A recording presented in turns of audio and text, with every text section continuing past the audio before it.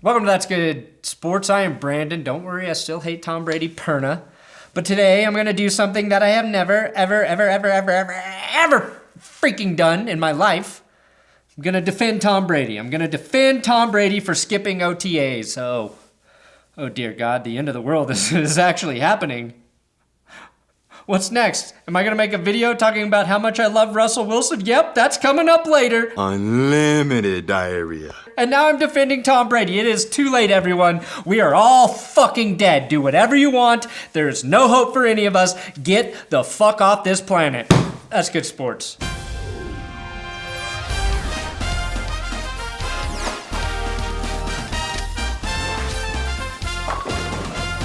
Since we're all doomed anyway and you have no future, consider making a monthly donation to my Patreon account. Since you have no future, donate all of your money.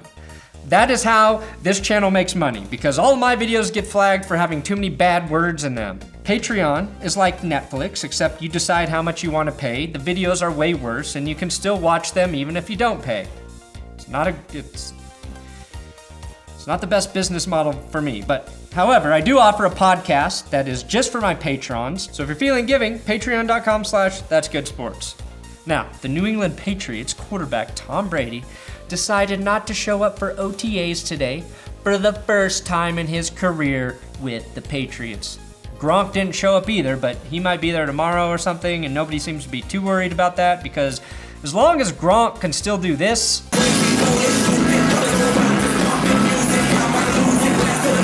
we all know he can still score touchdowns. In regards to Tom, if you don't think this is big news, you're wrong, because people are even tweeting about this in Portuguese.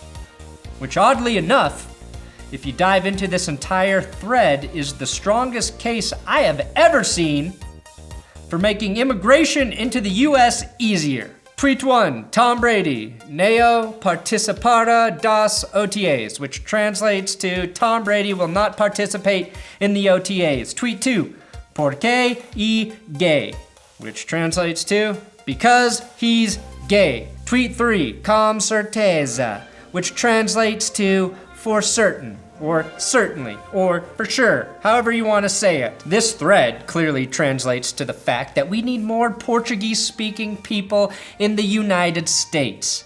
A big reason Tom Brady supports Donald Trump is because he knows Trump will think Portuguese is Spanish and will do everything in his power to keep these people out of the country and away from Tom Brady.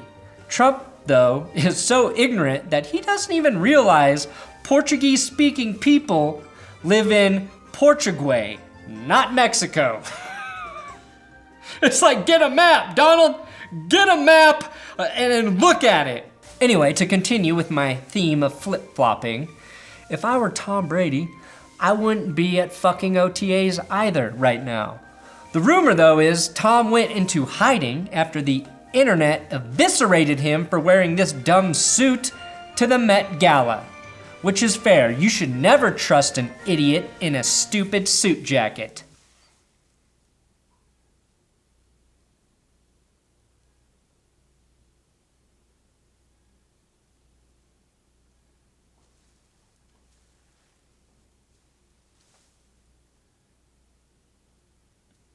Oh, are you still here? Look, I support this move because if I were Tom Brady and hated Bill Belichick and was 40 years old and had 5 Super Bowl rings, I wouldn't be at some stupid practice in May. I'd be on vacation with my family somewhere awesome, like Memphis or a KOA campground, eating unlimited Applebee's instead of hot dogs or whatever rich people do. Enjoying vacation is what Tom is probably doing right now. And even on vacation, you know Tom's still training with Alex Guerrero. Guerrero goes everywhere with Tom. Gisele's like, does he have to watch us while we have vacation sex, Tom? And Tom's all like, yeah! How else will I know what I'm doing wrong if he doesn't watch, Gisele? It's the TB12 method! Yes, Tom, I have been watching. Your gyrations and thrusts from a physical standpoint are perfect. You're not making love with your heart. You're not paying attention to your wife's desires and needs. And together, with improvement to your diet and more pliability, You can. You can please her.